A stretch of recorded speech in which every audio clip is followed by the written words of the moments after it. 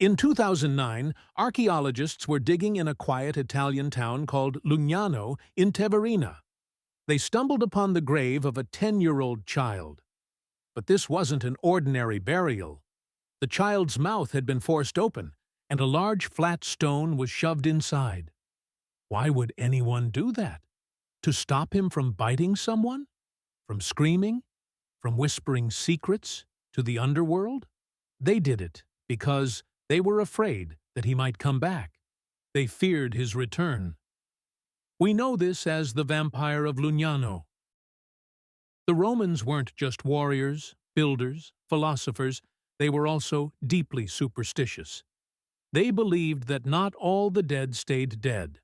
Some came back, not as glowing ghosts or friendly spirits, but as twisted, vengeful things, revenants. Undead that slipped out of the grave and walked among the living.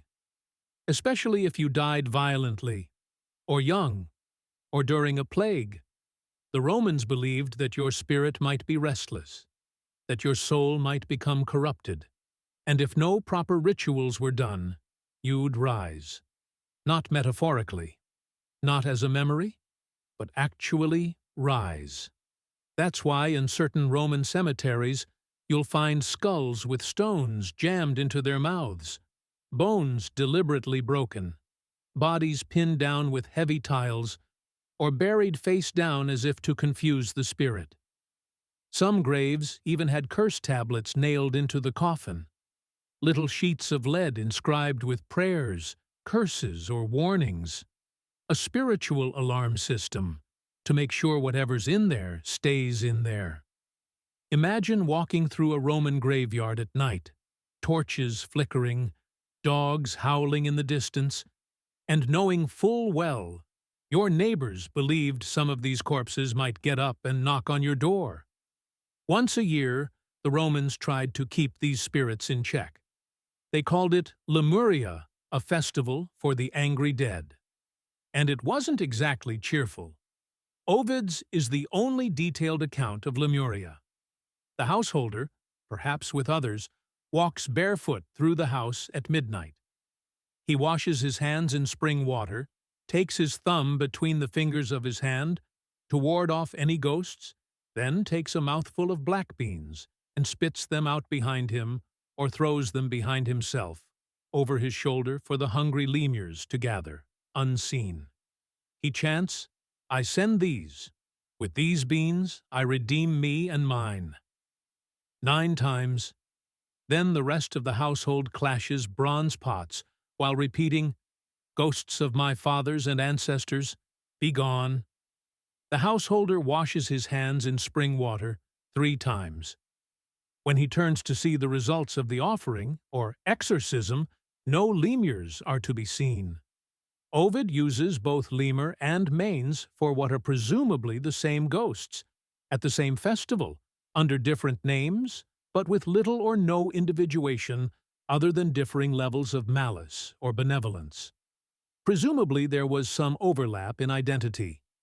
Larvae, on the other hand, were thought to have been entirely unforgiving, even demonic. Some of the literature presents them as persecuting the living and torturing bad souls in Hades. He'd do this 9 times. 9. Because 9 was a sacred number for the underworld. After the ritual, he'd bang on a bronze pot, not to celebrate, but to scare away whatever dead thing might be lurking in the shadows, trying to come back home. The Romans had entire rituals, professions, and even laws dedicated to the dead.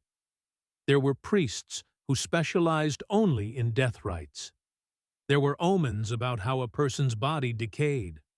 There were rules about not burying someone inside city walls, because the dead were seen as contagious, not just physically, but spiritually.